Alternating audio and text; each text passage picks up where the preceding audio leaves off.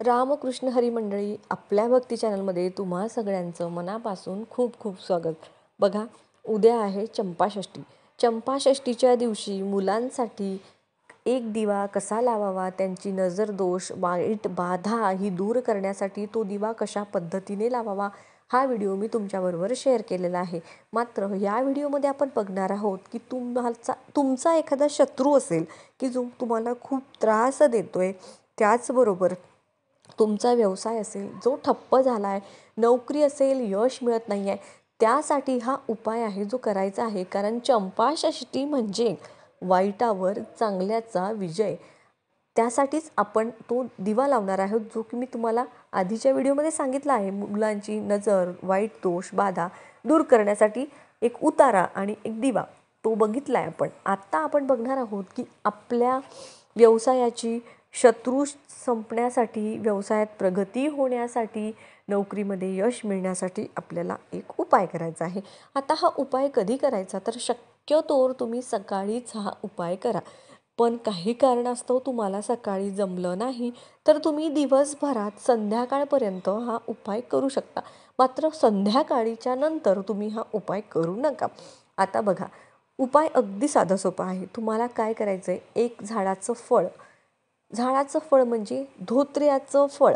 धोत्र्याचं फूल सगळ्यांना माहिती आहे की जे आपण महादेवाच्या पिंडीवरती अर्पण करत असतो. श्रावण महिन्यात त्याला खूप महत्त्व असतं. त्याचबरोबर जे फळ आहे त्याला देखील महत्त्व असतं. काटेरी जे फूल असतं, धोत्र्याचं फूल म्हणतात, तुमच्याकडे काय म्हणतात माहीत नाही, पण आमच्याकडे धोत्र्याचं फळ म्हणतात. जे तुम्हाला स्क्रीनवर दिसत पण आहे बघा फोटो, तर ते तुम्हाला एक घरी तोडून आणायचं आहे. सकाळची तुमची देवांची पूजा वगैरे नित्यसेवा संपूर्ण झाल्यानंतर, अर्थात देवासमोर दिवा उदबत्ती असेलच, त्यानंतर तुम्हाला हा उपाय करायला बसायचा आहे. देवासमोरच आसन टाकून बसायचं आहे. तामण घ्यायचा आहे, स्वच्छ पाणी भरून घ्यायचं आहे. तामणामध्ये हे फळ ठेवायचं आहे. त्यावर 11 वेळा तुम्हाला पळीपळीने पाणी घालायचं आहे. नंतर हे फळ तुम्हाला बघा, जो भंडारा असतो त्यामध्ये पाणी टाकायचं आणि भंडारा पाण्याने मिक्स करून त्याचं गंध तयार करायचं. आता बघा, तो भंडारा म्हणजे काय, तर हळदच तुम्हाला पाण्याने भिजवून घ्यायची आहे.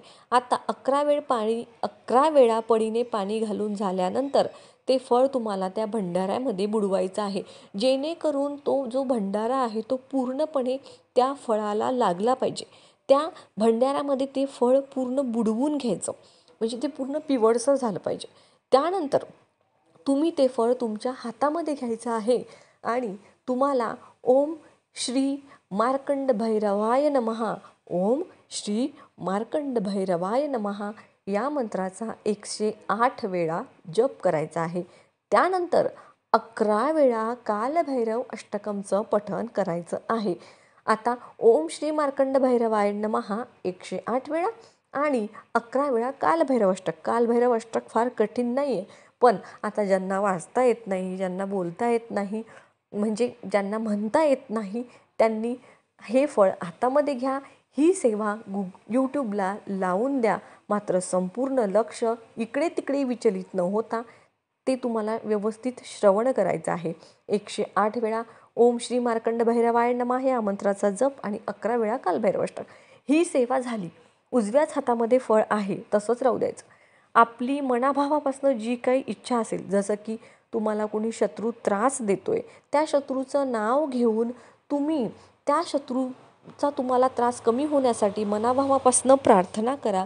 त्याचबरोबर बघा, तुमचा व्यवसाय असेल जो ठप्प झाला आहे तो व्यवस्थित सुरू राहण्यासाठी, त्याचबरोबर तुमचं आणखी काही अपयश येत असेल त्यासाठी, तर शॉर्टमध्ये सांगायचं झालं तर तुमच्या जीवनातला येणारा कुठलाही अडथळा, प्रॉब्लेम जो आहे तो सॉल्व होण्यासाठी तुम्ही हा उपाय करू शकता. मनोभावाने आपली जी काही अडचण असेल ती सांगायची आहे आणि त्यानंतर हे जे फळ आहे ते तुम्हाला तुमच्या घरामध्ये खंडोबाचा टाक असेल तर तिथे अर्पण करायचं आहे. खंडोबाचा टाक नसेल तर तुमच्या घरामध्ये शिवलिंग तर असेलच, प्रत्येकाच्या घरामध्ये शिवलिंग असतंच. तर त्या शिवलिंगावर तुम्हाला हे फळ जे आहे ते अर्पण करायचं आहे. तुमची इच्छा जी आहे ती फक्त व्यवस्थित तुम्हाला बोलायची आहे. आणि बघा आता, ते जे फळ आहे ते संपूर्ण दिवसभर तुम्हाला तिथेच राहू द्यायचं आहे. दुसऱ्या दिवशी ते फळ तुम्ही वाहत्या पाण्यामध्ये प्रवाहित करू शकता. वाहतं पाणी नसेल, विहीर असेल तिथे देखील टाकू शकता. तेही नसेल तर एखादं मोठं झाड असेल, त्या झाडाच्या खाली तुम्ही ते दाबून द्यायचं आहे. म्हणजे थोडीशी माती काढायची आणि त्या मातीच्या खाली तुम्ही ते, म्हणजे आपण एखादं बी कसं लावतो त्या पद्धतीने तुम्हाला ते लावून द्यायचं आहे. त्यावरती तुम्हाला माती टाकून द्यायची आहे. कुणाचा पाय पडणार नाही अशा पद्धतीने. किंवा मग तेही तुम्हाला शक्य होत नसेल तर तुम्ही ते निर्माल्यामध्ये देखील टाकू शकता. मात्र कुणाचा पाय वगैरे येणार नाही अशा ठिकाणी तुम्ही ते टाकणं टाळायचं आहे. तर बघा, आपला शत्रूचा त्रास असेल, नोकरी व्यवसायात यश असेल, नोकरी व्यवसायात यश मिळेल, कामात अडकलेलं काम पूर्ण होईल, शत्रू संपेल, यासाठी आपल्याला हा उपाय करायचा आहे.